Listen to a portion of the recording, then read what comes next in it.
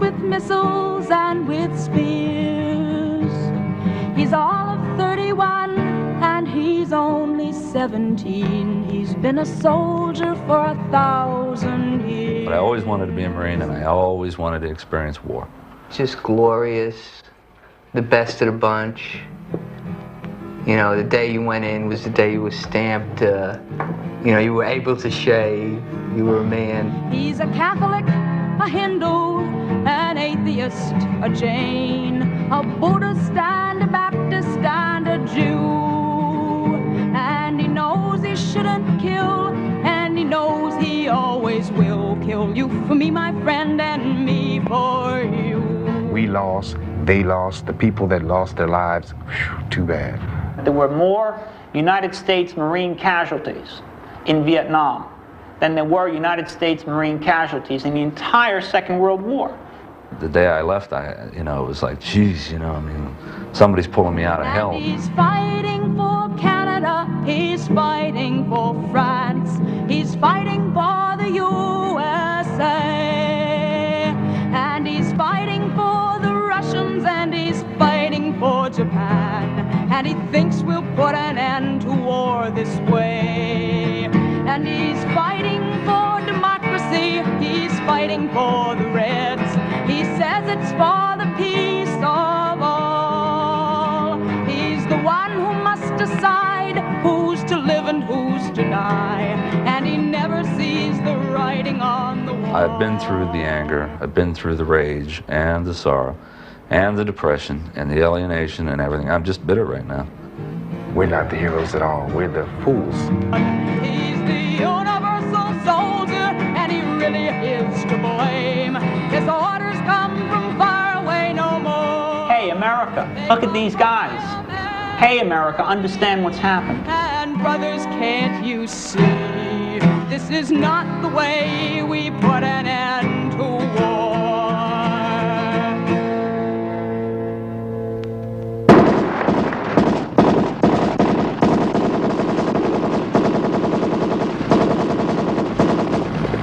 The war isn't over, but it is ending. It is ending not because of the Paris talks or the demonstrations at home. It is ending because the largest and wealthiest and most powerful organization on earth, the American Army, is being challenged from within.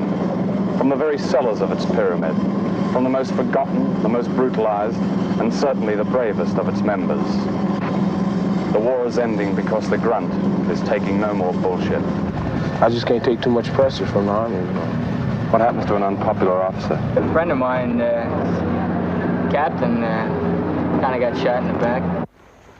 I made that film with director Charles Denton in 1970, at the height of the Vietnam War, which I remember as a constant Halloween night, always growing brutally real. On patrol, tripwires made each stone and twig a threat to life. Pulling leeches off each other was a ritual that relieved the hours of waiting for the seconds of terror. And with each step calling for a superhuman effort to reclaim a boot from the sucking mud, a hand would reach back, followed by a reassuring voice. Come on, man, let's go. The voice would come from a street corner in the Bronx, a rural town in the Confederacy, a steel mill in Pennsylvania, Little People's America. Last year, a poll found that 62% of Americans believed that Vietnam veterans fought in the wrong war, in the wrong place, at the wrong time, and were suckers. This is a film about those suckers. They made up the greatest volunteer army in history. They came home not to parades, but to a purgatory of silence, shame, indifference. Or they came home in plain wooden boxes, marked this way up, unviewable. Today there is not a single national monument to their dead, as if America's longest war didn't happen. The right wing insists the war should have been won and blame the veterans for not winning it. Those on the left see them as baby killers and dupes. And those in the middle regard them rather like last year's car, obsolete. This film is about that great invisible army and what has been done to them in order to forget and to rewrite a period of history, justifying its repetition. For the echoes of that adventure, in which perhaps 1 million civilians died, are being heard again today in another Vietnam, where only the geography has been changed And the appetite for war without heroes remains as voracious as ever. This is a Purple Heart. You won 2 of them, Jay. And these are your dog tags and other bits of memorabilia from Vietnam, including photographs. What do these evoke for you? What memories do they bring back? I can't say I'm angry. I'm not necessarily angry, but it brings back a lot of bad memories, an entire bad period. Not only Vietnam, but my whole military service and years since then. You were in the Marines. Did you always want to be a Marine? Oh yeah, you know, it was just expected. You had to go in the military. I mean, I wasn't forced to go, but it was just, you know, it was expected. Of course, you go right into the military out of high school. It's the best thing for you, you know. Make a man out of you. Then if you want to go to college, you can come back and try that or whatever. But I always wanted to be a Marine, and I always wanted to experience war. I was raised on it. Every birthday I got cap guns and helmets and canteens, played war all the time when I was a kid. The television was always war movies, Sands of Iwo Jima, Back to Bataan, and I got used to that John Wayne idea. To be a Marine, that's how you become a real man, is become a Marine. Because John Wayne never served a day in his life in any military service, but he's the greatest Marine we have. So when Vietnam started to heat up when I was like a sophomore in high school, I was just, oh boy, this is, you know, now there's a war for me. I can get in there, I can, you know, I wanted to serve my country, it's almost bizarre to think about it now. Did you enjoy Vietnam at any stage? Because you had been brought up to love war, and there you had your war, your very own war. Well, see, on television, when somebody would get shot, they would, and they would fall down. There was no blood. You know, I just, when I first got there and I saw people torn to pieces and blown in half and shot through the head, and I went into shock. I know I did. I know I was in shock the first 2 weeks. I was in active combat. But that, I couldn't believe it. I couldn't believe that that's what it looked like. And it was actually that nasty. And I came back from Vietnam. I had a heroin addiction. I was just in the beginning stages of becoming an alcoholic.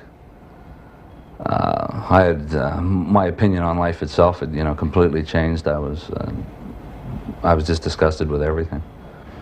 How did you become addicted to heroin? When I first got to Vietnam, I ran into a guy I'd gone to high school with, and he was the first one that said, if you go out to the bush, which I was going to the bush in a combat outfit, you can't drink out there. If you get drunk, you can't function. When I got to my unit, it seemed like everybody was getting high, one way or another, some sort of drug, and I fell right in with the wrong people. I hate to use that term. They were the right people for me at the time, but they were all shooting dope, and it was easy to get, very accessible, and I just started from there. I think I continued with it. It's hard to, it's the boredom, the loneliness. I had never been out of Pittsburgh before in my life, other than to go to boot camp and whatever. And I was rushed through all that so fast, I didn't even know what happened. And I couldn't stand what was going on. It was a way of blocking. It was a way of forgetting.